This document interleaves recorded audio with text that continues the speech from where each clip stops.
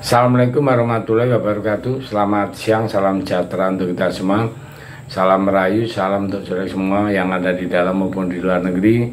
Mudah-mudahan sehat selalu. Untuk saudaraku yang baru menjalani sakit, mudah-mudahan cepat sembuh. Dan yang baru beraktivitas atau bekerja mendapat rezeki yang banyak dan berkah. Amin. Kita semua sudah tahu bahwa Sintayong kontrak yang periode kedua itu sudah berjalan ya. Jadi apa sih kira-kira target yang harus dipenuhi oleh Sintayong untuk periode kedua ini?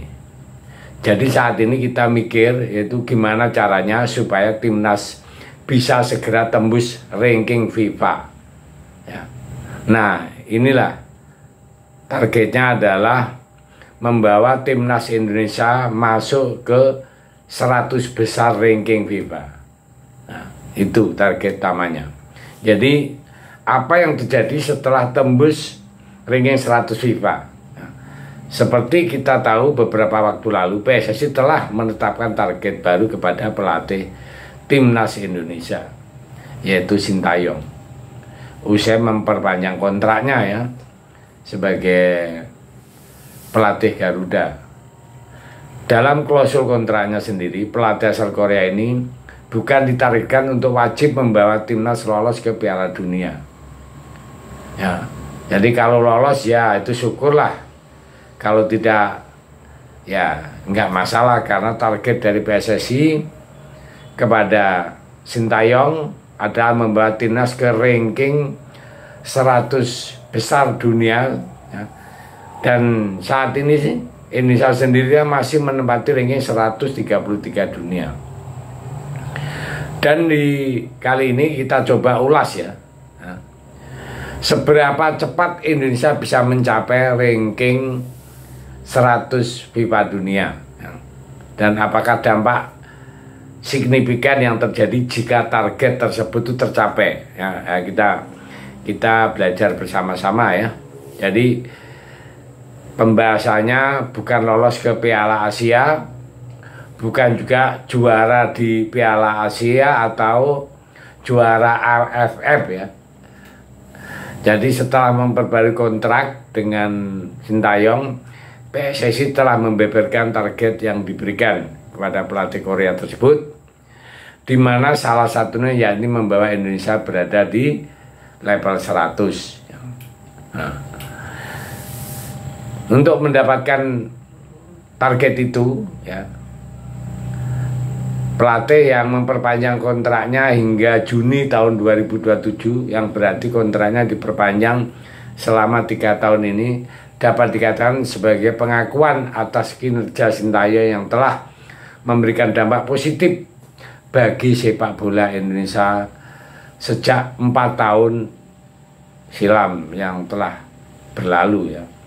Melihat target yang diberikan PSSI kepada Sintayong, yakni untuk membawa timnas lolos ke ranking 100 besar FIFA, sebenarnya ini adalah target yang realistis daripada menargetkan timnas harus lolos ke Piala Dunia tahun 2026. Walaupun mencapai Piala Dunia juga bukan menjadi misi ya. Itu adalah misi impossible ya, tapi ya mendoakan kita juga harus tembus ya. Saat ini dengan ranking kita yang masih menempati 133 dunia, sebenarnya target ranking 100 FIFA ini bisa dicapai pelatih Sintayong minimal dalam jangka 3 tahun dan bisa mencapai lebih cepat seperti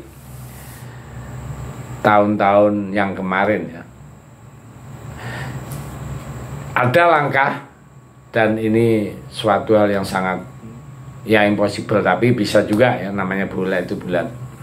Jika timnas mampu mengalahkan lawan-lawannya di babak kualifikasi Piala Dunia ronde ketiga, itu kita akan meroket dan cepat untuk mencapai 100. Nah, perhitungannya jadi gini ya. Jadi, saat timnas memiliki poin 1108 ya, 1108 ya, poin 73. Indonesia membutuhkan minimal 111 poin untuk bisa menggeser posisinya Trinidad Tobago di ranking 100 dunia yang saat ini di posisi dia ya. Dimana jika timnas bisa mendapatkan 19 poin tiap kali menang seperti saat ini menghadapi tim Arab, maka dalam 6 laga saja sebenarnya tim Garuda bisa mendapatkan poin 114 poin, yang artinya membuat timnas bisa menempati posisinya Trinidad atau Tobago yang dia tempati saat ini ya. Posisi 100 dunia, namun tentu enggak realistis juga kan untuk membayangkan Indonesia bisa selalu menang di dalam 6 laga selanjutnya ya. Jadi saat ini harus menghadapi tim-tim di babak kualifikasi Piala Dunia, di mana Indonesia berada satu grup dengan Raja Asia ya, seperti Jepang, Australia ya, dan Arab Saudi. Namun ya, ini kan memang nampak sulit. Sekali lagi target 100 besar FIFA adalah target yang cukup realistis ya dengan PSSI. Optimis ya Sintayong bisa melakukan dalam jangka 3 tahun. Namun sekarang pertanyaannya, kenapa PSSI mentargetkan Indonesia ke ranking 100 FIFA? Dan apakah dampak yang akan didapatkan timnas jika skuad Garuda mencapai ranking 100 FIFA dunia dalam waktu dekat? Jadi ada beberapa alasan ya untuk membuat PSSI memberikan target kepada Sintayong untuk membuat timnas berada di ranking 100 besar ya. Yang pertama, jelas karena ini adalah target paling realistis ya. Kalau Erick Thohir enggak fair dong kalau untuk mentargetkan Kosin juara ikut di Piala Dunia atau juara Asia, bahkan masuk Piala Dunia ya saat ini. Jadi paling yang masuk target ya dan yang masuk akal itu kan sesuatu yang bisa diukur dengan jelas ya. Kalau membawa Indonesia masuk 100 besar FIFA dalam 3 tahun kontraknya ya, itu beberapa diri seperti target yang berikutnya ingin dicapai ya. Saat ini adalah 100 itu sangat mungkin dan realistis. Nah, sekarang dampak ya, kita bicara dampaknya agar supaya mendapat keuntungan ya, banyak keuntungan yang bisa dicapai timnas Indonesia dengan reputasi internasional. Salah satunya ya, yang tim yang menempati posisi 100 besar yaitu dipastikan bakal meningkatkan reputasi tim Indonesia di panggung internasional. Ya, dapat membuka lebih banyak peluang untuk berpartisipasi dalam turnamen besar seperti Piala Asia AFC. Nah, skuad timnas Indonesia juga akan menjadi salah satu tim yang diperhitungkan di kawasan Asia ya.